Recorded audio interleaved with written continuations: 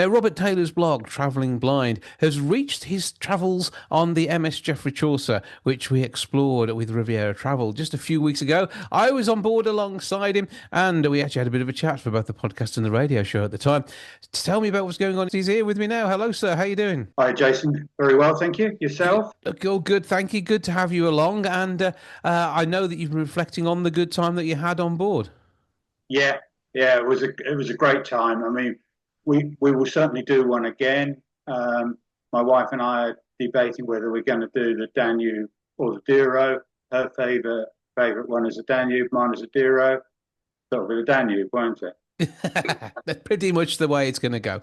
But with the traveling that you do, though, I mean, number one, being either be a partially sighted or blind is a very unusual way of coming to travel in some ways, because you wouldn't necessarily expect someone to be taking in maybe all the scenery if you are sighted. However, if you are visually impaired, it's just part of life. So you just sort of get on with everything, don't you?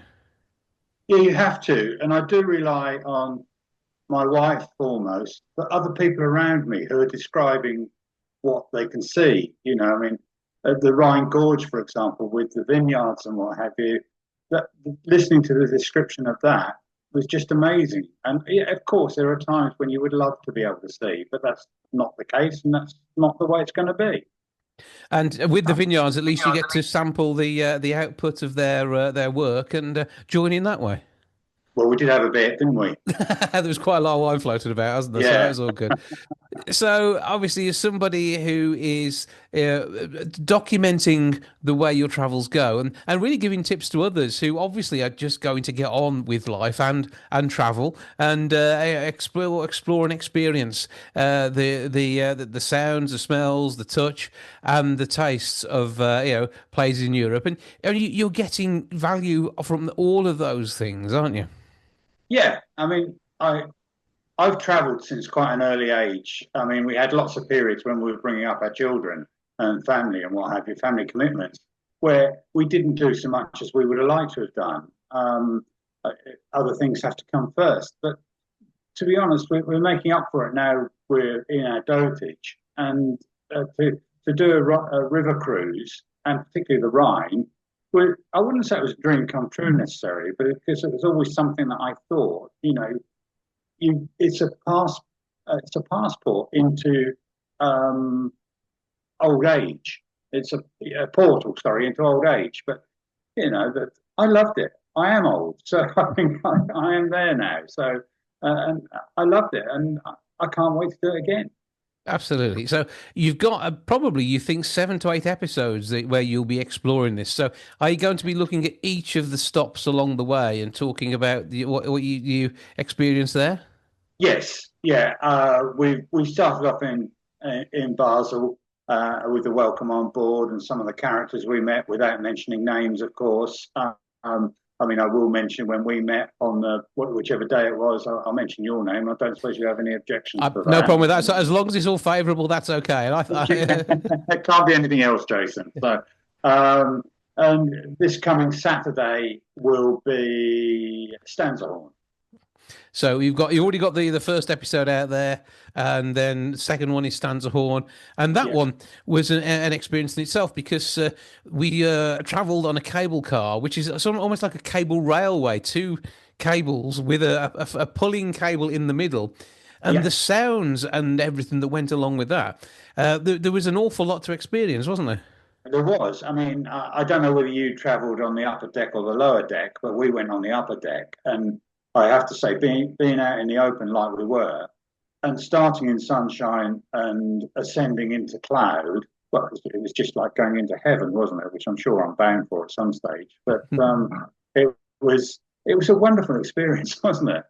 It was absolutely amazing, and I actually travelled between the two decks to get the difference between the two. I have to admit, the top deck was a little bit more concerning with vertigo, etc. But Oh, it was still absolutely amazing, and the views were wonderful up there, 360-degree views, and I'm sure you yeah. had that described to you as you were on the way up. But as we Oh, went into yeah. cloud, it was again. almost I don't wish to jump on board and say we were experiencing some of what you were, because obviously it was nothing like that, but it's almost it was a little like that, in as much as we weren't getting what we necessarily expected due to the weather conditions. No, I mean that's exactly what I say in the blog. It gave everybody a chance to see the world like I see it, because it's like a permanent fog that I'm looking through, apart from a little bit around the edges of my eyes, out in the periphery. That's basically how I see the world through a bit of fog. Mind you, it was cold, wasn't it? Yeah, So hopefully you're not cold all the time like that was. So no, no, no, no. I wouldn't be able to stand that. And I had to spend 76 Swiss francs or whatever it was on a hoodie, which is, I've fallen for that several times going up mountains.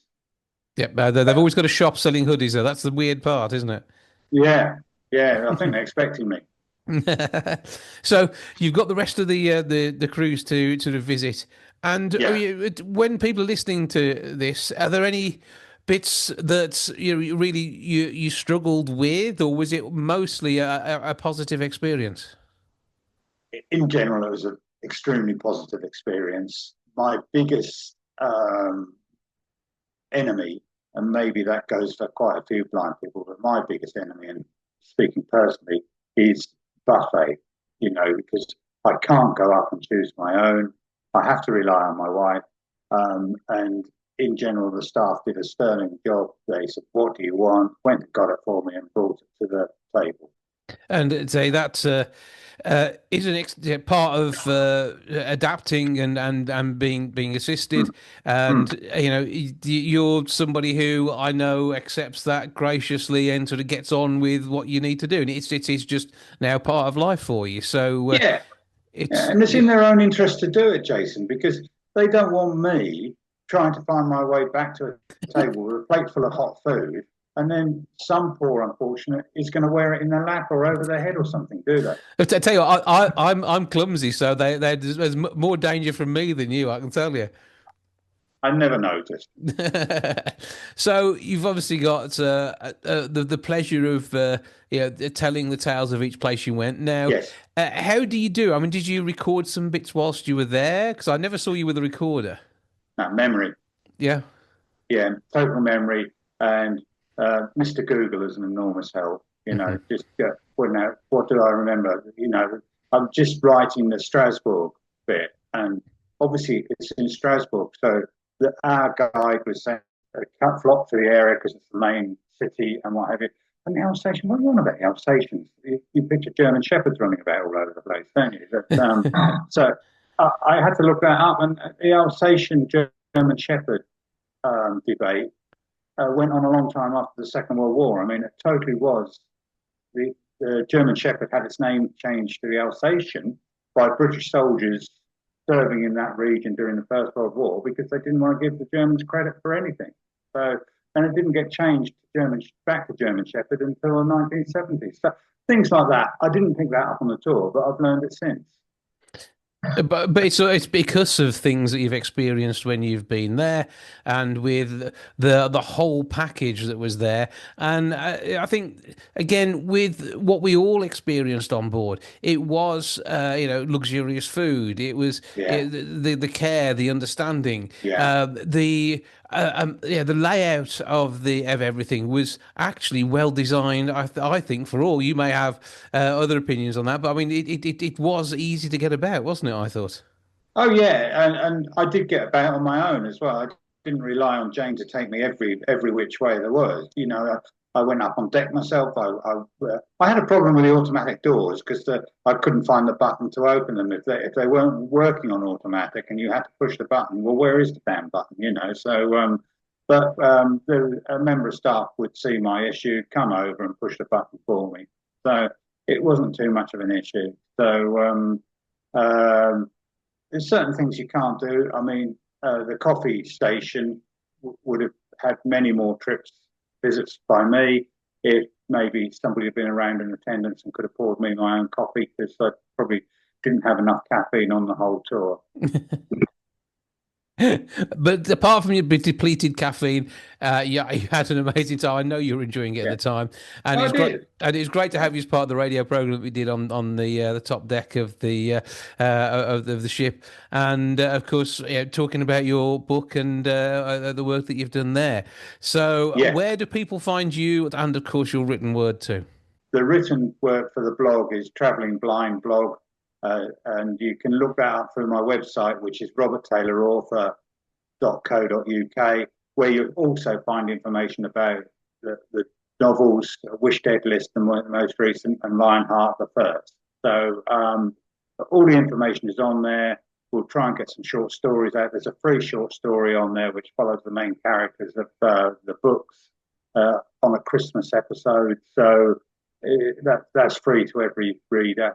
Everybody can go on and visit that and enjoy that, hopefully. And yeah, so you can go into all sorts of bookshops, and I'm not saying everybody will stock it, but you can go in and order it. Sounds like the best thing to do. If they haven't got it, get it. That'll sort it. And obviously, Christmas is on the way. It's going to make a great Christmas gift. Right, Christmas, absolutely, yeah, yeah. And we'll be off very early in the new year to the sacrifices we have to make for our art. We're off to the Caribbean to absolutely collect more information. Oh, you Nothing to do. do with enjoying ourselves, just to collect information. You go and have a lovely month in the Caribbean, and I'll be at home enjoying the British winter.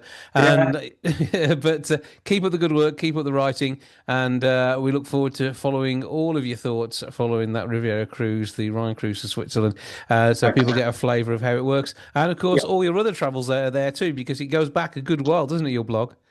Oh, it does. It goes back to, I, I think it only goes back as far as a trip we did to Australia for my 60th, 6 years, yeah, getting on for 6 years ago now. So that was just pre-COVID. So it deals with how COVID was starting to take over as we were traveling around Australia and into Bali and what have you. So that was an interesting experience because it wasn't called COVID then; it was just coronavirus back then. So there's little things like that. And I'd just like to say, Jason, if I can, you can't go onto the website and get all the copies of the blog yet, but in the next week, we hope to start putting some of the older ones up there. We'll probably put them up about 10 at a time, and then you'll be able to go back through the introduction and the welcome that I do at the start, and then we start traveling around. I think the first one I did was probably a trip to Singapore, Malaysia, and Thailand in 23, 24. Worth a read. Give it a Well, go. hopefully I'll make people laugh as well, you know. So I mean, hopefully, hopefully when you read the first one of Basel, you had a laugh because you recognised some of the characters. Absolutely, it's part of the exploration. So I think and characters is part of, isn't it? You do find people on these cruises that obviously present company excluded that and you're working out who they are, and it's quite intriguing. I mean, I think we both Yeah, got our well, hearts on our sleeves. I certainly won't be identifying them, but I think they will know who they are. I mean, we had a great evening when we first got paired up with somebody at dinner. We got paired up with a lovely couple of widows from Nottinghamshire, who were retired from a major retail store, and you know, I'm blind, so you don't actually need to pull wool over my eyes. I've already got the wool there, so they were able to tell me they were only just into their 40s. But then the next day, they'd regressed 20 years and they were in their 20s. So, That does happen to some people. I think that's how it is. It's especially with a bit of Riesling. Yeah, I think that makes all the difference. But there we go. Well, Yeah. Robert, it was lovely to meet you on the cruise. Lovely to talk to you now. Keep me posted on your literary work. Give us your web address again where people find everything.